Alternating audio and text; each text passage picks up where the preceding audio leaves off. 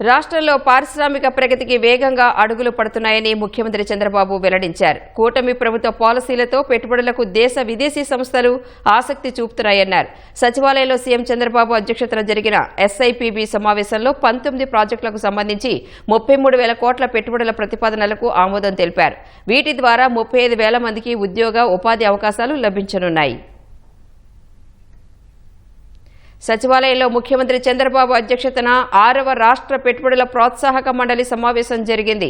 ఈ భేటీలో అనకాపల్లి జిల్లా కుమరవరంలో Deccan fine chemicals private limited సంస్థకు చెందిన 1,560 కోట్ల పెట్టుబడులకు ఆమోదం తెలిపారు. ఈ సంస్థ ద్వారా 1,800 ఉద్యోగాలు లభించనున్నాయి. శ్రీ సత్యసాయి జిల్లా పాలసముద్రంలో భారత్ ఎలక్ట్రానిక్స్ లిమిటెడ్ సంస్థ 1,400 కోట్ల పెట్టుబడుల ద్వారా 800 ఉద్యోగాలు కల్పించనుంది. కర్నూలు జిల్లా వార్వకల్లులో పియూఆర్ ఎనర్జీ ప్రైవేట్ లిమిటెడ్ సంస్థ 1,286 కోట్ల పెట్టుబడులు పెట్టనుండగా 1,200 ఉద్యోగాల కల్పన జరగనుంది.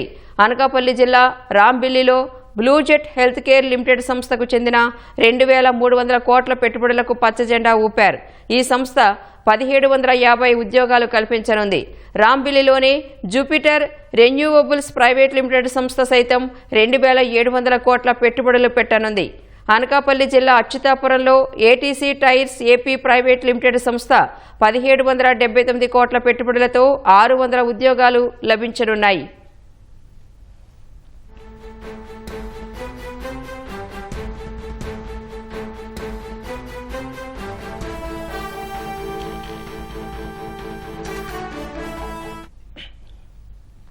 టెక్స్టైల్ డిపార్ట్మెంట్లో తణుకులో రాంభద్ర ఇండస్ట్రీస్ ప్రైవేట్ లిమిటెడ్ సంస్థ 228 కోట్ల పెట్టుబడులు పెట్టనుండగా 250 ఉద్యోగాలు లభించనున్నాయి.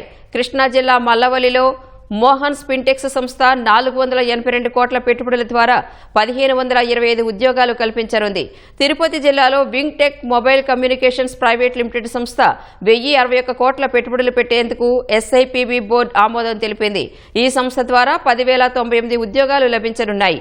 చిత్తూరు జిల్లాలో ఆలివ్ కుప్పం సంస్థ 5 కోట్ల పెట్టుబడులతో 1,500 ఉద్యోగాలు ఇవ్వనుంది. ఎనర్జీ డిపార్ట్మెంట్లో ఏలూరు జిల్లా Nitin Sai constructions private limited సంస్థ 150 కోట్ల పెట్టుబడుల ద్వారా 500 మందికి ఉపాధి అవకాశాలు రానున్నాయి.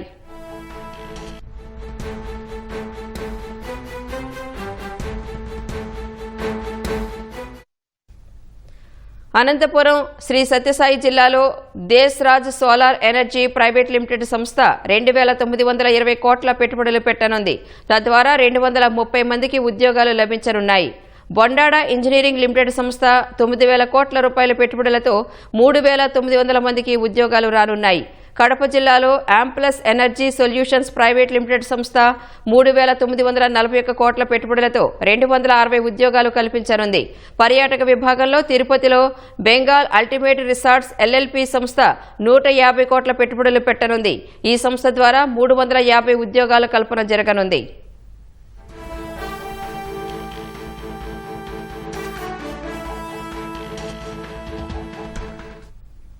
ఇప్పటి వరకు జరిగిన 6 ఎస్ఐపిబి సమావేశాల్లో 76 ప్రాజెక్టుల ద్వారా 4,95,796 కోట్ల పెట్టుబడులకు ఆమోదం తెలిపామని, వీటి ద్వారా 4,50,934 మందికి ఉద్యోగ ఉపాధి అవకాశాలు లభించనున్నాయని సీఎం చంద్రబాబు తెలిపారు. రాష్ట్రంలో పెట్టుబడుల కోసం ముందుకు వచ్చి ఒప్పందాలు చేసుకున్న సంస్థలతో ప్రాజెక్టుల శంకుస్థాపన నుంచి ప్రారంభోత్సవం వరకు అధికారులు నిరంతర పర్యవేక్షణ జరపాలని సూచించారు. ప్రతి ప్రాజెక్టు పురోగతిని నిరంతరం ఫాలోఅప్ చేయాలన్నారు. సంస్థల పెట్టుబడులు, క్షేత్రస్థాయి పనుల స్థితిగతులను తెలుసుకునేందుకు డాష్బోర్డు తీసుకురావాలని ఆదేశించారు. పెట్టుబడులతో పాటు వచ్చిన ఉద్యోగాల వివరాలను పోర్టల్లో పెట్టాలని సూచించారు.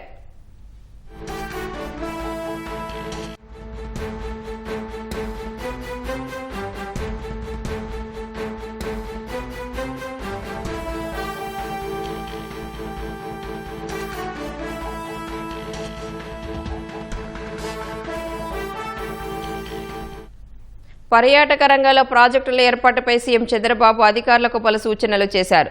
పర్యాటకంలో హోటళ్లు, రూముల కొరతను నివారిస్తే పర్యాటకానికి ఊపొస్తుందన్నారు. సరసమైన ధరలకే పర్యాటకులకు 50,000 రూములు అందుబాటులోకి తేవాలన్నది లక్ష్యమన్నారు. క్యారవాన్స్కు సంబంధించి పాలసీని సిద్ధం చేసి అమల్లోకి తెస్తే పర్యాటకులకు కొత్త అనుభూతి కలుగుతుందని, తద్వారా పర్యాటక ఆదాయం కూడా పెరుగుతుందని వివరించారు.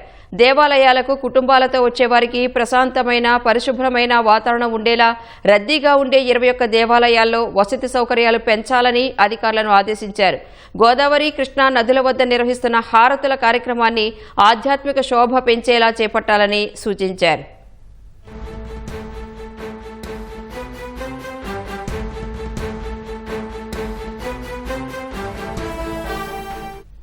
కొన్ని చోట్ల వ్యవసాయ వ్యర్థాలను తగలబెడుతున్నారని, దీన్ని నివారించాలని చంద్రబాబు అధికారులకు స్పష్టం చేశారు.